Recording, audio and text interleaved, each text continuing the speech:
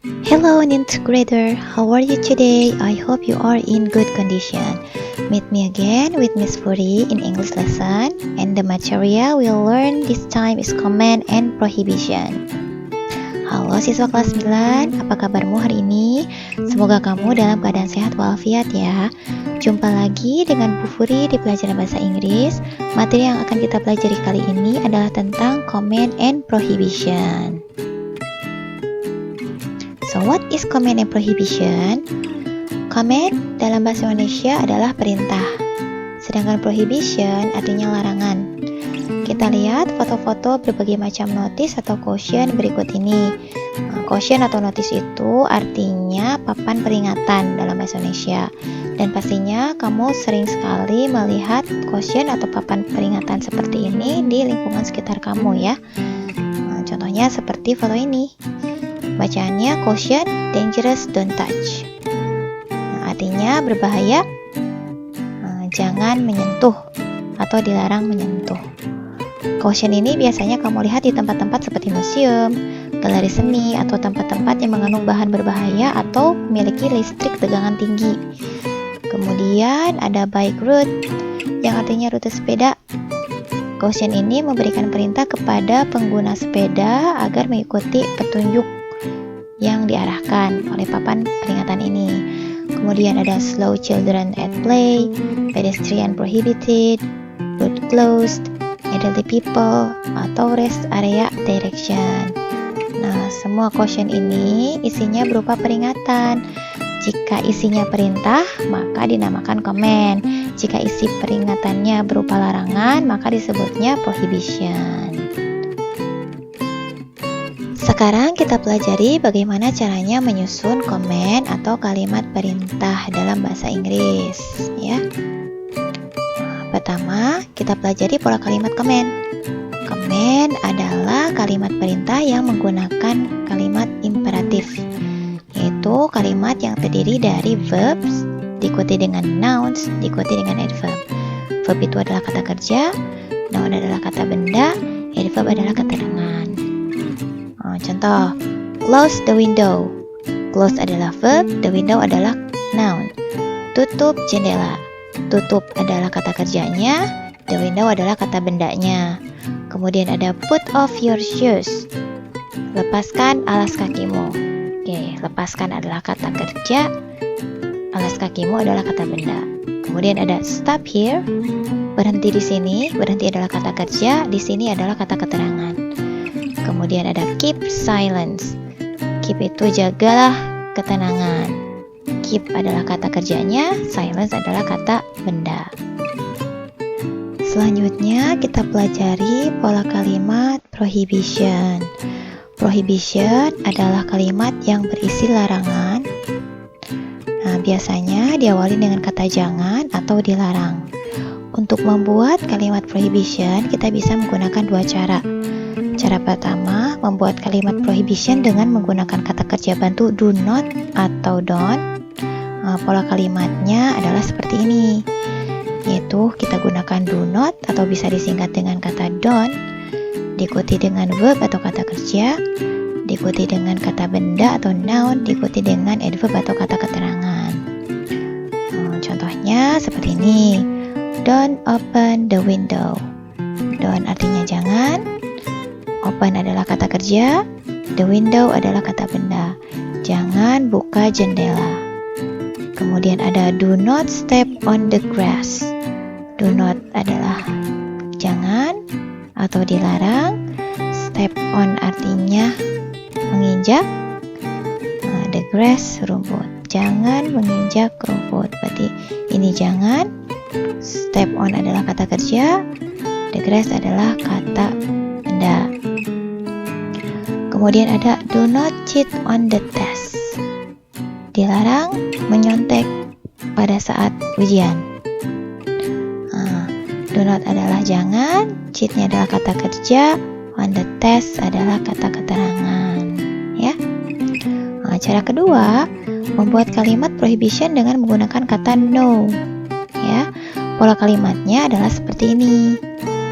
Kita gunakan kata no, tapi diikuti dengan kata kerja yang berakhiran ing atau gerund.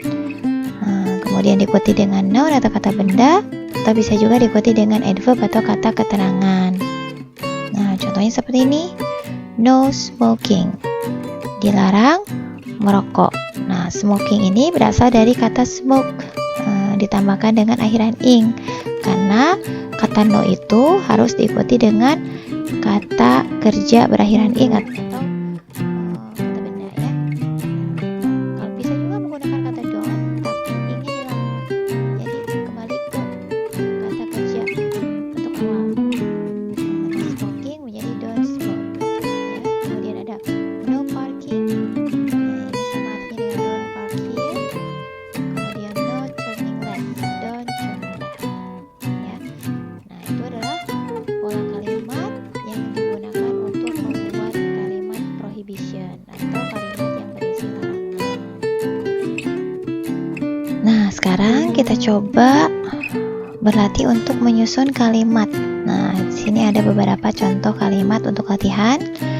Ada kalimat acak berisi prohibition dan comment. Cirinya apa kalau comment? Comment isinya perintah. Kalau prohibition artinya kan larangan. Kalau prohibition biasanya ada kata not atau no, karena isinya kan larangan. Biasanya kalau larangan diawali dengan kata jangan atau tidak boleh atau dilarang. Nah, kita lihat nomor 1 di sini. Ada kata left, ada do, ada turn, ada not. Nah, ini sudah dipastikan pasti ini berisi larangan ya, karena ada kata not. Kemudian ada kata do. Nah, berarti bisa kita tulis di sini. Do not turn left. Jangan belok kiri. Contoh yang lain. Di sini juga tampaknya contoh kalimat prohibition atau larangan juga karena ada kata not dan do ya. Berarti kita tulis awal itu adalah do, kemudian not,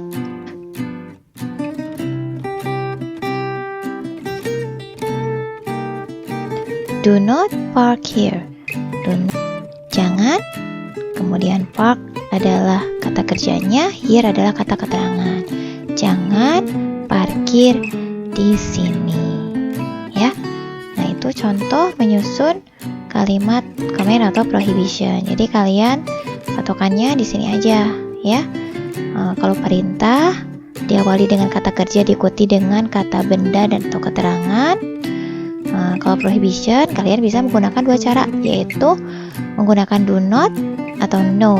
Bedanya kalau menggunakan do not, verbnya menggunakan kata kerja biasa. Kalau untuk no, kata kerjanya harus diikuti dengan atau ditambahkan dengan akhiran ing, ya. Contohnya kalau misal menggunakan kata do not, don't smoke. Kalau kalian ingin bilang jangan merokok.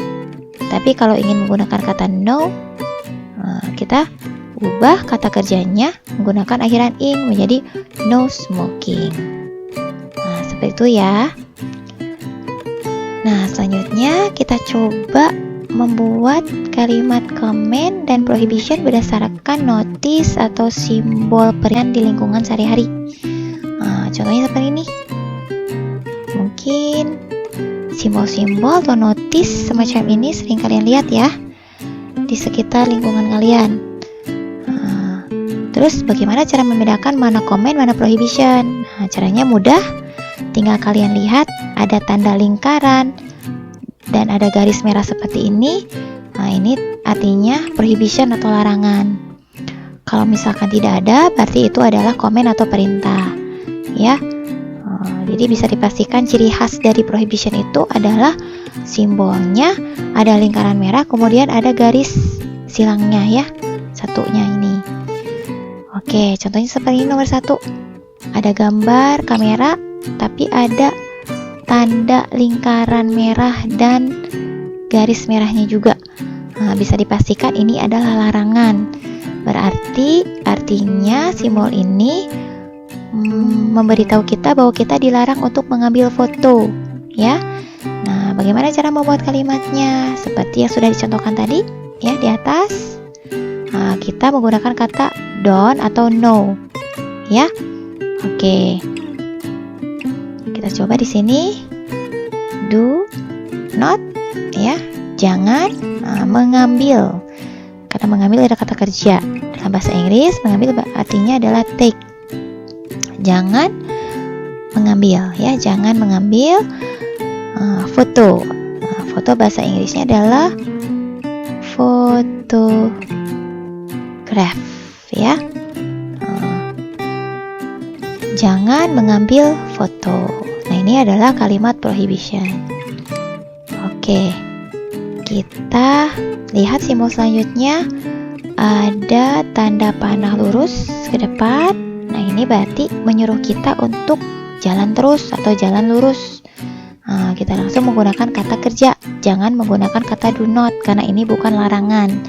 Maka kita langsung tulis saja go straight, ya. Jalan lurus atau berjalan lurus atau terus lurus, ya. Selanjutnya nomor 3, simbol cautionnya adalah tanda panah belok ke kanan dan tidak ada lingkaran dan coretannya. Berarti ini adalah perintah atau komen. Artinya kita harus belok kanan. Maka kita langsung menggunakan kata kerja belok kanan, ya. Belok bahasa Inggrisnya adalah turn. Kanan bahasa Inggrisnya adalah right. Nah, jadi turn right, belok kanan. Nah, seperti itulah cara menyusun atau menulis kalimat komen dan prohibition, ya. Sebagai tambahan, kalimat comment atau prohibition juga bisa menggunakan modals auxiliary atau kata kerja bantu modals, ya. Ada 3 jenis modals yang bisa digunakan untuk membuat kalimat comment atau prohibition, yaitu must, have to atau has to, kemudian should. Must artinya harus. Kata ini umumnya digunakan untuk menyatakan perintah resmi tertulis berupa kewajiban atau larangan yang harus ditaati. Contoh, you must show your driving license to the police officer. Kamu harus menunjukkan surat izin mengemudi kepada polisi. Nah, ini perintah. Kemudian ada students must wear uniforms at school. Siswa harus mengenakan seragam di sekolah. Atau bisa juga kalimatnya berupa larangan dengan menambahkan kata not, ya, setelah must. Yaitu contohnya, students must not smoke in the school area. Siswa tidak boleh merokok di area sekolah atau di lingkungan sekolah. Oke, kedua, menggunakan kata modals have to atau has to. Have to atau has to artinya sama dengan must, yaitu harus. Bedanya have to atau has to digunakan untuk menyatakan perintah berupa keharusan atau kewajiban secara lisan. Kalau must ini tertulis, ya. Kalau has to atau have to adalah kata kerja modals yang digunakan untuk menyatakan keharusan atau kewajiban secara lisan. Contohnya, I have to finish my homework before 5 p.m. Saya harus menyelesaikan PR saya sebelum jam 5 sore. She has to wear glasses to read. Dia harus mengenakan kacamata untuk membaca, ya. Contoh yang lain, menggunakan kata kerja modal should. Should artinya harus atau seharusnya.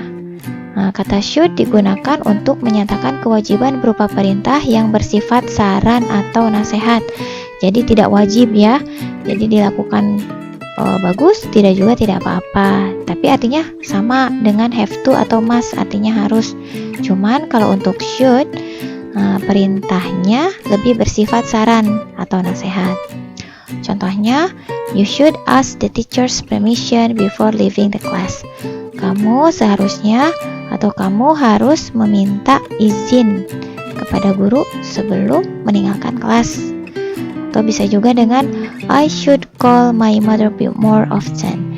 Saya seharusnya menelpon ibu saya lebih sering. Pola kalimat perintah atau larangan yang menggunakan modals adalah sebagai berikut, yaitu noun, satu kata benda yang bertindak sebagai subjek. Nah, baru diikuti dengan must atau have to atau should, ya.